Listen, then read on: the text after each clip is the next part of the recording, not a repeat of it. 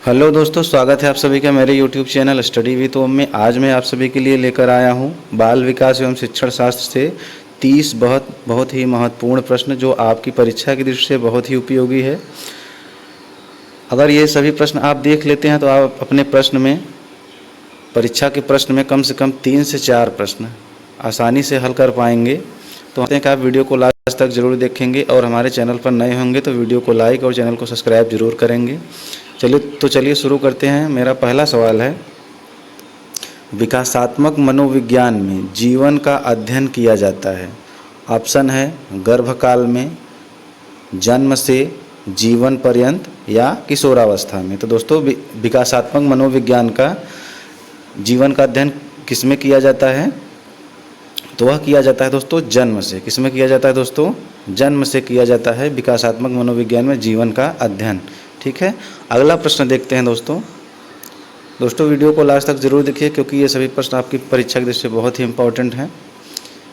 प्रश्न है हमारा, मस्तकाधोमुखी एवं निकट से दूर का क्रम किस क्रिया का अंग है? ऑप्शन को देखते हैं, चेतना, विकास, विवृद्धि या संशोधन। तो दोस्तों, मस्तकाधोमुखी एवं निकट से दूर का क्रम क्रिया का कौन सा अंग है? तो वह अंग हो जाएगा दोस्तों संशोधन। कौन सा अंग हो जाएगा दोस्तों? संशोधन हो जाएगा क्रिया का अंग। ठीक है, तो इस प्रश्न का डी ऑप्शन सही हो जाएगा। अगला प्रश्न देखते हैं दोस्तों। प्रश्न है हमारा, लड़का के पैदा होने के लिए उत्तरदायी क्रोमोसोम है। ऑप्शन है XX, XP, XY या CX। तो दोस्तों, लड़का पैदा होने के लिए उत्तरदायी क्रोमोसोम इनमें से कौन सा हो जाएगा? तो वह हो जाएगा दोस्तों XY। क्या हो जाएगा? XY हो जाएगा लड़का पैदा होने के लिए उत्तरदायी क्रोमोसोम। तो इस प्रश्न का C ऑप्शन सही हो जाएगा। अगला प्रश्न देखते हैं दोस्तों। बहुत ही इंपॉर्टेंट प्रश्न लेकर आया हूं दोस्तों। आप अपनी तैयारी को यह वीडियो देखकर मजबूत कर सकते हैं और चैनल पर नए होंगे तो वीडियो को लाइक और चैनल को सब्सक्राइब जरूर करिएगा। अगला प्रश्न है हमारा, प्राकृतिक पर्यावरण में सम्मिलित होता है। ऑप्शन है वंशानुक्रम, जैव अजैव, परिवार या पशु। तो दोस्तों, प्राकृतिक पर्यावरण में क्या सम्मिलित होता है? सोच के बताइए। तो वह सम्मिलित होता है दोस्तों जैव अजैव। क्या सम्मिलित होता है दोस्तों? प्राकृतिक पर्यावरण में जैव अजैव सम्मिलित होता है प्राकृतिक पर्यावरण में। तो इस प्रश्न का बी ऑप्शन सही हो जाएगा। अगला प्रश्न देखते हैं दोस्तों, बहुत इंपॉर्टेंट प्रश्न है। निम्न में से कौन सा सीखने के नियम में सम्मिलित नहीं है? दोस्तों, कौन सा सीखने के नियम में सम्मिलित नहीं है? ऑप्शन को पढ़ते हैं, अभ्यास, तत्परता, खेल या प्रभाव। तो दोस्तों, इनमें से कौन सा सीखने का नियम नहीं है? तो वह हो जाएगा दोस्तों खेल। खेल सीखने का नियम नहीं है। तो इस प्रश्न का सी ऑप्शन सही हो जाएगा। खेल सीखने के नियम में सम्मिलित नहीं है, कौन सा? खेल। अगला प्रश्न देखते हैं दोस्तों, बहुत ही इंपॉर्टेंट प्रश्न है। शैशवावस्था मानव विकास की प्रमुख अवस्था है। यह चरण की बात हो रही दोस्तों, प्रथम चरण या द्वितीय चरण, तृतीय चरण या चतुर्थ चरण। दोस्तों, शैशवावस्था मानव विकास की कौन सी अवस्था है? तो वह अवस्था हो जाएगी दोस्तों प्रथम अवस्था। शैशवावस्था मानव विकास की प्रथम अवस्था होती है। ठीक है, तो इस प्रश्न का ए ऑप्शन सही हो जाएगा। अगला प्रश्न देखते हैं दोस्तों। लिखा है, बालक के व्यक्तित्व की नींव किस अवस्था में पड़ती है?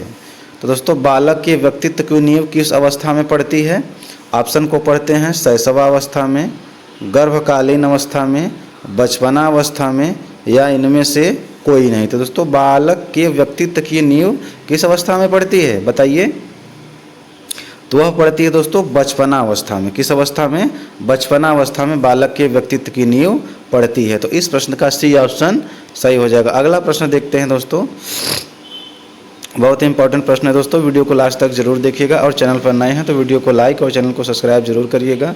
प्रश्न है हमारा, पियाजे के अनुसार संज्ञानात्मक विकास की अवस्थाओं को बांटा गया है। कितने भागों में बांटा गया है? ऑप्शन है 4 भागों में, 3 भागों में, 2 भागों में या 5 भागों में। तो दोस्तों, सोच के बताइए कितने भागों में बांटा गया है पियाजे के संज्ञानात्मक विकास को? तो वह बांटा गया है दोस्तों चार भागों में बांटा गया है पियाजे के संज्ञानात्मक विकास को। पहला है दोस्तों संवेदनशीलता बुद्धि विकास की अवस्था जो 0 से 2 वर्ष तक रहती है, और दूसरा है पूर्व संज्ञाय अवस्था जो 2 से 7 वर्ष तक रहती है।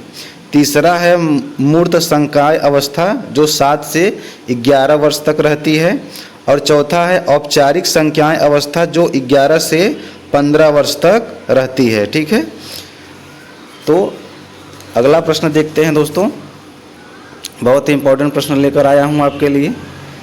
प्रश्न है हमारा, अनुकरण की प्रक्रिया में सर्वप्रथम शिशु अनुकरण करता है। तो दोस्तों किसका अनुकरण करता है, आइए ऑप्शन को पढ़ते हैं। व्यंजन वर्णों का, स्वर वर्णों का, सर्व व्यंजन वर्णों का या शब्दों का। तो दोस्तों अनुकरण की प्रक्रिया में सर्वप्रथम शिशु किसका अनुकरण करता है, तो वह अनुकरण करता है दोस्तों शब्दों का। किसका अनुकरण करता है दोस्तों, शब्दों का अनुकरण करता है शिशु। ठीक है, तो इस प्रश्न का डी ऑप्शन सही हो जाएगा। अगला प्रश्न देखते हैं दोस्तों। मास्टर ग्रंथि के नाम से जाना जाता है। ऑप्शन है गल ग्रंथि को, उपगल ग्रंथि को, उपवृक्क ग्रंथि को या पीयूष ग्रंथि को। दोस्तों मास्टर ग्रंथि, मनुष्य के शरीर में एक ग्रंथि होती है मास्टर ग्रंथि। तो मास्टर ग्रंथि को किस नाम से जाना जाता है, तो वह जाना जाता है दोस्तों पीयूष ग्रंथि को। पीयूष ग्रंथि को मास्टर ग्रंथि के नाम से जाना जाता है। तो इस प्रश्न का डी ऑप्शन सही हो जाएगा। अगला प्रश्न देखते हैं दोस्तों, बहुत ही इंपॉर्टेंट प्रश्न लेकर आया हूँ। प्रश्न है हमारा 11 नंबर, बालक की प्रथम पाठशाला है। ऑप्शन है परिवार, समाज, गांव या विद्यालय। तो दोस्तों बालक की प्रथम पाठशाला, जो दोस्तों जहां बच्चा पैदा होता है वही उसकी प्रथम पाठशाला होती है। तो क्या हो जाएगा, परिवार। क्या हो जाएगा, परिवार बालक की प्रथम पाठशाला होती है, वहीं से बच्चा का बौद्धिक विकास शुरू होता है। तो इस प्रश्न का ए ऑप्शन सही हो जाएगा। अगला प्रश्न देखते हैं दोस्तों। प्रश्न है हमारा, बालक का सामाजिक विकास प्रभावित होता है। तो बालक का सामाजिक विकास दोस्तों कैसे प्रभावित होता है, ऑप्शन को देखते हैं। सामाजिक आर्थिक स्तर से, विद्यालय से, परिवार से या इनमें से सभी से। तो दोस्तों बालक का सामाजिक विकास प्रभावित कैसे होता है, तो वह होता है दोस्तों इनमें से सभी से। इन सभी ऑप्शन से बालक के सामाजिक विकास का प्रभावित होता है। ठीक है, तो इस प्रश्न का डी ऑप्शन सही हो जाएगा। अगला प्रश्न देखते हैं दोस्तों। प्रश्न नंबर 13 है हमारा, सृजनात्मकता की पहचान होती है। दोस्तों सृजनात्मकता की पहचान कैसे होती है, आइए पढ़ते हैं। ऑप्शन को पढ़ते हैं, पुराने व्यवहार से, चित्रकला से, संगीत से या नवीन परिणाम से। तो दोस्तों सृजनात्मकता की पहचान कहाँ से होती है, तो वह होती है दोस्तों नवीन परिणाम से। नवीन परिणाम से सृजनात्मकता की पहचान होती है। तो दोस्तों सृजनात्मकता शब्द सृजन शब्द से बना है। किससे बना है दोस्तों, सृजन शब्द से बना है, जिसका अर्थ है नई वस्तु एवं सिद्धांतों की खोज। तो हम कह सकते हैं इस प्रकार नवीन परिणामों से ही सृजनात्मकता की पहचान होती है। तो दोस्तों इस प्रश्न का डी ऑप्शन सही हो जाएगा। अगला प्रश्न देखते हैं दोस्तों। प्रश्न है हमारा, हम करके सीखते हैं किसने कहा। ऑप्शन है डॉक्टर मेस, योकम, सिम्पसन या कोलेसनिक ने। दोस्तों हम करके सीखते हैं यह किसने कहा था, तो यह कहा था दोस्तों सिम्पसन ने। किसने कहा था दोस्तों, सिम्पसन ने कहा था हम करके सीखते हैं। दोस्तों सिम्पसन ने अधिगम क्रिया पर बहुत ही शोध की तथा उन्होंने निष्कर्ष निकाला, प्रत्येक व्यक्ति कार्य करके उसके अनुभव द्वारा सीखता है। सिम्पसन के अनुसार हम करके सीखते हैं, उनका यही कथन था। तो इस प्रश्न का सी ऑप्शन सही हो जाएगा। अगला प्रश्न देखते हैं दोस्तों, बहुत ही इंपॉर्टेंट प्रश्न है। समस्या बालक है, तो दोस्तों समस्यात्मक बालक कौन सा है। ऑप्शन है चोरी करने वाला, झूठ बोलने वाला, माता पिता का कहना न मानने वाला या इनमें से सभी। तो दोस्तों समस्याग्रस्त बालक कौन सा होता है, तो वह होता है दोस्तों इनमें से सभी। इनमें से सभी करने वाला बालक समस्याग्रस्त बालक होता है।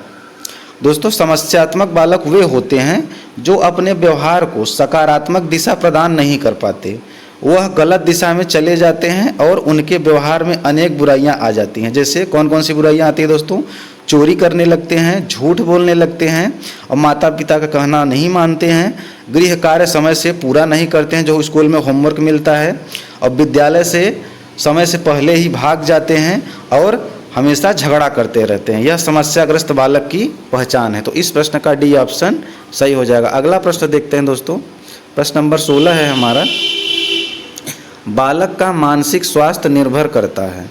ऑप्शन है विद्यालय पर, परिवार पर, समुदाय पर या इनमें से सभी पर। दोस्तों बालक का मानसिक स्वास्थ्य निर्भर किस पर करता है? तो वह करता है दोस्तों परिवार पर। किस पर निर्भर करता है बालक का मानसिक स्वास्थ्य? परिवार पर। तो दोस्तों स्वस्थ शरीर में ही स्वस्थ मस्तिष्क का निवास होता है और तभी व्यक्ति नैतिक, अनैतिक एवं सही गलत का पहचान करता है। सर्वप्रथम परिवार का यह उत्तरदायित्व है कि वह बालक के स्वास्थ्य का ध्यान रखे एवं उसके मानसिक विकास को नियंत्रित कर सही दिशा प्रदान करे। तो इसलिए बालक का मानसिक स्वास्थ्य दोस्तों परिवार पर निर्भर करता है। तो इस प्रश्न का बी ऑप्शन सही हो जाएगा। अगला प्रश्न देखते हैं दोस्तों, प्रश्न है हमारा, हस्तशिल्प की शिक्षा दी जानी चाहिए। दोस्तों हस्तशिल्प जो हाथ से क्रिया करते हैं दोस्तों, हस्तशिल्प या नई नई चीज़ों को बनाते हैं, तो वह सामान्य बालक को, पिछड़े बालक को, मंद बुद्धि बालक को या प्रखर बुद्धि बालक को। दोस्तों हस्तशिल्प की शिक्षा किसको दी जानी चाहिए? तो वह दी जानी चाहिए दोस्तों पिछड़े बालक को। पिछड़े बालक को हस्तशिल्प की शिक्षा दी जानी चाहिए। ठीक है, पिछड़े बालक आर्थिक रूप से दोस्तों कमज़ोर होते हैं और हस्तशिल्प की शिक्षा ग्रहण कर अपने व्यावसायिक कौशल का प्रयोग कर आर्थिक विपन्नता को दूर कर सकते हैं। मतलब अपने जो भी पैसों की कमी होती है, आर्थिक तंगी होती है, वह यह क्रिया को करके, हस्तशिल्प क्रिया को करके अपनी आर्थिक तंगी को दूर कर सकते हैं। तो इस प्रश्न का बी ऑप्शन सही हो जाएगा। अगला प्रश्न देखते हैं दोस्तों, बहुत इंपॉर्टेंट प्रश्न है दोस्तों, वीडियो को लास्ट तक जरूर देखिएगा और अपनी तैयारी को मजबूत करिएगा। प्रश्न है हमारा, निरीक्षण विधि में किया जाता है। तो क्या किया जाता है निरीक्षण विधि में? अपना अध्ययन, अपने व्यवहार का अध्ययन, दूसरों के व्यवहार का अध्ययन या व्यवहार विश्लेषण। तो दोस्तों निरीक्षण विधि में क्या किया जाता है? तो वह किया जाता है, क्या किया जाता है दोस्तों? दूसरों के व्यवहारों का अध्ययन। निरीक्षण विधि में क्या किया जाता है? दूसरों के व्यवहारों का अध्ययन किया जाता है निरीक्षण विधि में। दोस्तों जैसे निरीक्षण प्रक्रिया में कोई व्यक्ति किसी दूसरे व्यक्ति के कार्यों की जांच अध्ययन करता है तो निरीक्षण में स्वयं का मूल्यांकन करना पक्षपातपूर्ण होता है। इसलिए निरीक्षण विधि में दूसरों के व्यवहारों का अध्ययन किया जाता है तथा जांच पक्षपातपूर्ण न होकर तटस्थ रहे, मतलब एकदम सच्चाई पर रहें कि वह अगला व्यक्ति सही है या गलत। तो दोस्तों निरीक्षण विधि में दूसरों के व्यवहारों का अध्ययन किया जाता है। तो इस प्रश्न का सी ऑप्शन सही हो जाएगा। अगला प्रश्न देखते हैं दोस्तों, प्रश्न है हमारा, सतत व्यापक मूल्यांकन में व्यापक शब्द का अभिप्राय है। तो दोस्तों सतत व्यापक मूल्यांकन में व्यापक शब्द का क्या अभिप्राय है? ऑप्शन को पढ़ते हैं, संज्ञानात्मक, सहसंज्ञानात्मक, ए और बी दोनों, इनमें से कोई नहीं। तो दोस्तों सतत व्यापक मूल्यांकन में व्यापक का शब्द का क्या अभिप्राय है? तो इस शब्द का अभिप्राय है दोस्तों संज्ञानात्मक और सहसंज्ञानात्मक दोनों, यानी कि सी ऑप्शन, ए और बी दोनों। ठीक है, तो इस प्रश्न का सी ऑप्शन सही हो जाएगा। अगला प्रश्न देखते हैं दोस्तों, बहुत ही इंपॉर्टेंट प्रश्न है, ब्रेल लिपि का प्रयोग निम्न में से किनके लिए किया जाता है? आइए ऑप्शन को पढ़ते हैं, शारीरिक निःशक्त के लिए, दृष्टिबाधित के लिए या वाचन बाधित के लिए या इनमें से कोई नहीं। तो दोस्तों ब्रेल लिपि का उपयोग किसके लिए किया जाता है? तो वह किया जाता है दोस्तों दृष्टिबाधित के लिए, जो आँख से नहीं देख पाते हैं उनके लिए ब्रेल लिपि का उपयोग किया जाता है। तो इस प्रश्न का बी ऑप्शन सही हो जाएगा। अगला प्रश्न देखते हैं दोस्तों, प्रश्न है हमारा, बुद्धि पर वंशानुक्रम का प्रभाव होता है, किसने कहा है? तो दोस्तों बुद्धि पर अपने वंश का प्रभाव होता है, यह किसने कहा है? ऑप्शन है गैसल, गाल्टन, टर्मन या डॉक्टर माथुर। दोस्तों इस प्रश्न का सही उत्तर हो जाएगा, सोच के बताइए क्या होगा दोस्तों? इस प्रश्न का सही उत्तर हो जाएगा दोस्तों टर्मन। क्या हो जाएगा दोस्तों? टर्मन ने बुद्धि पर वंशानुक्रम का प्रभाव होता है यह कहा था। ठीक है, तो इस प्रश्न का सही। अगला प्रश्न है हमारा, मनुष्य का व्यवहार मुख्यतः किससे प्रेरित होता है? ऑप्शन है ए कौशल, बी ऑप्शन है अभिक्षमता, सी ऑप्शन है अभिवृद्धि डी ऑप्शन है बुद्धि। तो दोस्तों मनुष्य का व्यवहार मुख्यतः किससे प्रेरित होता है? तो वह होता है दोस्तों बुद्धि से। किससे प्रेरित होता है दोस्तों? मनुष्य का व्यवहार बुद्धि से प्रेरित होता है। तो इस प्रश्न का डी ऑप्शन सही हो जाएगा। अगला प्रश्न देखते हैं दोस्तों, बहुत इंपॉर्टेंट प्रश्न है। प्रश्न नंबर 23 है हमारा, व्यक्ति से संवाद करने की प्रक्रिया क्या कहलाती है? ऑप्शन है ए है संप्रेषण, बी ऑप्शन है ग्राह्यता, सी ऑप्शन है प्रदाता, डी ऑप्शन है संचारकर्ता। दोस्तों व्यक्ति से संवाद करने की प्रक्रिया क्या कहलाती है? तो वह कहलाती है दोस्तों संप्रेषण। क्या कहलाती है दोस्तों? एक दूसरे से बात करने की प्रक्रिया क्या कहलाती है? संप्रेषण। तो इस प्रश्न का ए ऑप्शन सही हो जाएगा। अगला प्रश्न देखते हैं दोस्तों, बहुत ही इंपॉर्टेंट प्रश्न है। प्रश्न नंबर 24 प्रश्न है हमारा, शिक्षा मनोविज्ञान का अध्ययन अध्यापक को इसलिए करना चाहिए क्योंकि, ऑप्शन को पढ़ते हैं दोस्तों, इससे शिक्षक को आत्मसंतुष्टि मिल सके, बी ऑप्शन है इससे वह दूसरों को प्रभावित कर सके, सी ऑप्शन है इससे वह अपनी परीक्षाओं को प्रथम आ सके, डी ऑप्शन है इसकी सहायता से अपने शिक्षण को अधिक प्रभावशाली बना सके। तो दोस्तों शिक्षा मनोविज्ञान का अध्ययन अध्यापक को इसलिए करना चाहिए क्योंकि डी ऑप्शन सही होगा, इसकी सहायता से अपने शिक्षण को अधिक प्रभावशाली बना सके, इसलिए अध्यापक को शिक्षा मनोविज्ञान का अध्ययन करना चाहिए। तो इस प्रश्न का डी ऑप्शन सही हो जाएगा। अगला प्रश्न देखते हैं दोस्तों, बहुत ही इंपॉर्टेंट प्रश्न है। लिखा है दोस्तों, एक बालक की वास्तविक आयु 12 वर्ष तथा मानसिक आयु 15 वर्ष है तो उसकी बुद्धि लब्धि होगी। दोस्तों एक बालक की वास्तविक आयु 12 वर्ष तथा मानसिक आयु 15 वर्ष है तो उसकी बुद्धि लब्धि होगी। तो दोस्तों बुद्धि लब्धि का सूत्र होता है बुद्धि लब्धि बराबर मानसिक आयु बटे वास्तविक शारीरिक आयु गुणे 100। तो दोस्तों तो यहाँ पे मानसिक आयु 15 वर्ष है और वास्तविक शारीरिक आयु 12 वर्ष है, तो 15 बटे 12 गुणे 100 कर देंगे तो कितना आ जाएगा? 125 आ जाएगा। तो उसकी बुद्धि लब्धि कितनी हो जाएगी दोस्तों? 125। तो इस प्रश्न का दोस्तों ए ऑप्शन सही हो जाएगा। क्या हो जाएगा दोस्तों? ए ऑप्शन सही हो जाएगा। अगला प्रश्न देखते हैं दोस्तों, पाठ्यक्रम होना चाहिए। बहुत ही इंपॉर्टेंट प्रश्न है दोस्तों। प्रश्न नंबर 26 है हमारा, पाठ्यक्रम होना चाहिए। ऑप्शन ए है छात्र केंद्रित, बी ऑप्शन है विद्यालय केंद्रित, सी ऑप्शन है शिक्षक केंद्रित और डी ऑप्शन है इनमें से कोई नहीं। तो दोस्तों पाठ्यक्रम कैसा होना चाहिए? तो वह होना चाहिए दोस्तों छात्र केंद्रित। कैसा होना चाहिए दोस्तों? छात्र केंद्रित होना चाहिए बच्चों का पाठ्यक्रम। तो इस प्रश्न का ए ऑप्शन सही हो जाएगा। अगला प्रश्न देखते हैं दोस्तों, बहुत ही इंपॉर्टेंट प्रश्न है। प्रश्न नंबर 27 है हमारा, प्राथमिक शिक्षा में मदद करता है। ऑप्शन है बच्चे का सामाजिकरण, बी ऑप्शन है बच्चे का लोकतंत्रीकरण, सी ऑप्शन है पाठ्यक्रम की समझ और डी ऑप्शन है इनमें से सभी। तो दोस्तों प्राथमिक शिक्षा में क्या मदद करता है? सोच के बताइए।